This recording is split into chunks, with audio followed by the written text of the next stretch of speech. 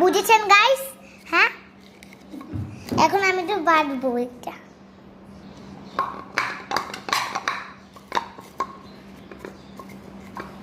তো গাইস, এটা আমার বাটা শেষ। এবারে এই রসুনগুলো ফেলে দিয়ে তারপরে হলো আমি রসুনের রসটা নেব। রসুনটা ফেলেই দিতে হবে, কিছু করার নাই। এই যে গাইস, তেজপাতা শুধু রেখেছি। এবার এই তেজপাতা হলো আমি এখানে ঢেলে দিলাম। আর এই দুন্দুল এইবার হলো আমি রান্না করতে যাব।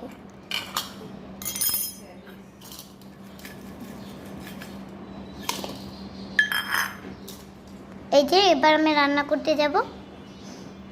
এই দেখেন গাইস, আমি এখন রান্না করছি।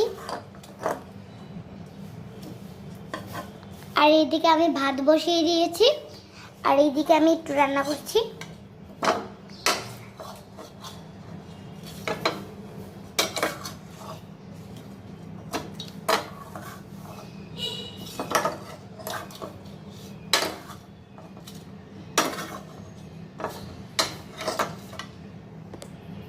তো গাইস, এটা হতে থাকুক, তারপরে আমি আবার হলো এটা রান্না করতে যাব। এখন একটু আমি কতক্ষণের জন্য রাখি।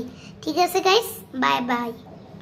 আর এই রান্না করার পার্ট 2 দেখতে চাইলে 1000 লাইক করে দেন। তারপরে হলো আমি এইটা প্লেটে নিয়ে দেখাবো কীরকম সুস্বাদু খেতে হয়েছে। বুঝেছেন? এখন আমি একটু রান্না করি না আগে, তারপরে দেখাবো। আজকেই দেখাবো, কোনো কালকে টালকে নেই। বুঝেছেন?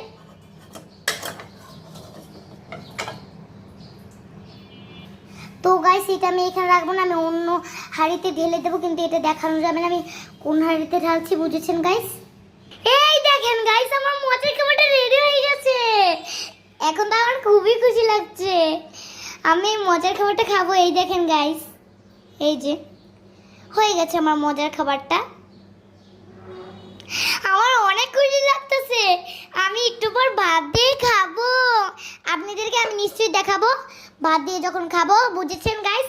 এটা অনেক টেস্টি হয়েছে। আপনারা নিশ্চয়ই ট্রাই করে দেখবেন। আমি একটু মুখে দিছি, আমার খালি বারবার খেতে ইচ্ছে করছে, কিন্তু এখন তো এটা খাওয়া যাবে না, ভাত দিয়ে খাওয়া লাগবে। এই জন্য আমি ভাত দিয়ে খাওয়ার জন্য রেখে দিয়েছি। এটা এত টেস্টি হয়েছে, আপনাদেরকে যে কি বলবো গাইস।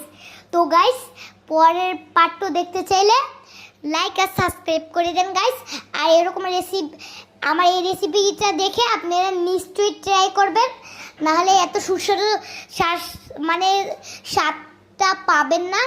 অনেক সুস্বাদু একটা স্বাদ হয়েছে এটার। বুঝেছেন গাইস?